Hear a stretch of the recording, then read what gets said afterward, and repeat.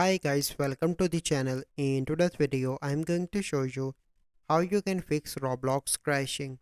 So the first step you simply need to do is to search Roblox player. So let me search. Here you need to click the right mouse cursor and click on open file location. Then you need to click the right mouse cursor again here. Click on show more options. Here you need to click on properties. Then you need to click on compatibility.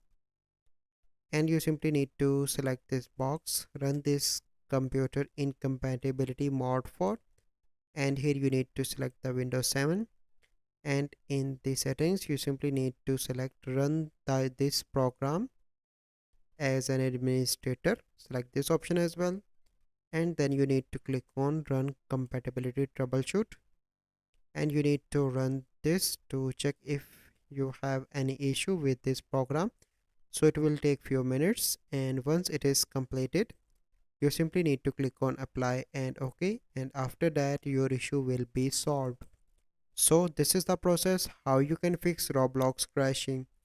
So I hope you find this video helpful. If you find this video helpful, must like this video, subscribe to our YouTube channel for future videos. We'll see you in the next video. Thank you. Have a good day.